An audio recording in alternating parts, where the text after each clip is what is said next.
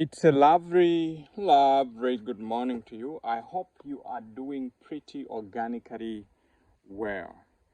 Um, I just want to share with you, I'm sure if you have been following quite very well. You remember there is a time that I was actually talking about some micro points for organic farming. And I was marking them with these sticks. Those that have been following very well, you remember that I was putting these sticks. Then I planted sun hemp. You must be able to see the sun hemp right here, the stalk for the sun hemp. And you must understand that this is despite the drought, and this is very dry. You see, it's very dry. And if you look at this soil, this is gravel. This is proper gravel. But look at the cobs that have actually come out of here.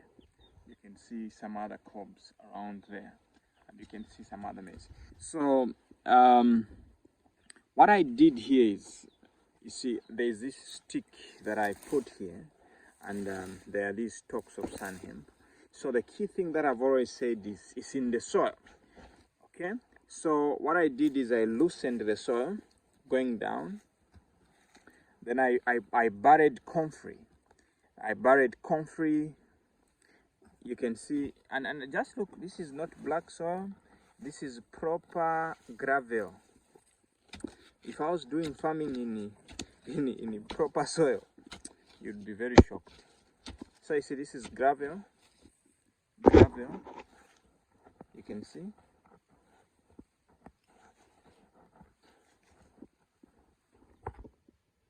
You must be able to see. You see, this is gravel. You see, it's dry, very dry. But now the thing that I did is I buried comfrey. So that comfrey has been holding moisture. Then, sun hemp drilled in some nutrients. And when it decomposed, actually I didn't even apply any single organic fertilizer here. Just after burying the comfrey and other stalks, then it helped in retaining moisture. And I have these cobs of maize. Just that I'm not very passionate about maize. I don't do so much about it. So, but otherwise you can see there's a stick, another stick here, and I have a cob of maize around here. You see? And I have another one here and another one here, and these are still growing. Again, there's a stick. So actually you can plant 4 or 5 cobs around there on these points. So you can see there's some maize there. So, but what am I saying? What I'm saying is just re-emphasizing the truth, because the truth never changes. The truth doesn't have an upgrade. It is just the truth. So the key thing, if we are going to be able to produce food sustainably, if we are going to produce food in a healthy way, the key thing that we have to work on is the soil. So now, the problems that we are facing is the problem of drought, meaning we have less water if we are going to have it. Then secondly, it is the evaporation of water that we have. So what do? You have to make sure that you have got enough mulch to retain moisture. That's why you need lemongrass, and lemongrass is very drought resistant. Then you need to be planting also cover crops. And our fields are not supposed to be weed free. They should have weeds, because these weeds, they protect the soil in the seasons that we are not growing. And have you seen that actually after we have harvested, the weeds keep on growing and they keep on keeping the soil alive? They are not that bad, but now we are busy wiping out weeds. One thing many of us have not realized, the commercial farmers, they use weed killer. Then after using weed killer, they plant weeds. It's just that they plant cover crops, which they can control, so that they keep on regenerating the soil and retaining the organic matter which they have destroyed.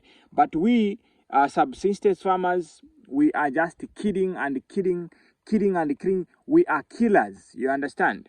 So, and that has actually destroyed our soils to the point that we can no longer produce food. So looking at this, you see here we worked on the soil, and right now we have these cobs of maize. So we dug these holes up to 50 centimeters, then we put organic matter underneath. So if you do, let's say for example, you do 100 of these. If you do 100 of these, then what will happen is you're going to have 500 cobs of maize. And if you are a family of maybe 5 with good 500 cobs of maize, it will give you a decent amount of bags. Because before you think of even going commercial, you think first of yourself, what are you going to be eating as a family? Because food security is not centralized, it's decentralized, whereby everyone is participating in food security. If you do 200, so meaning you're going to be able to have, let's say for example, you're going to have 1,000 cobs. So what do? You dig even 30 centimeters, like during this season when there's enough grass. You dig, then you bury the grass that is there. You put manure in preparation so that when the rains come,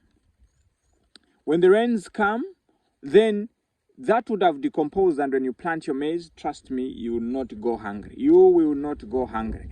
So I would actually encourage that farmers start preparing right now for the coming season and put things so that they decompose by then. Then we may have less water, we may have less rains, but still you'll be able to produce your food. I've done an experiment this year. You can see the gravel. In the gravel, it has worked. How about in good soils? So stay blessed and stay very organic. We love you so much and we appreciate your support.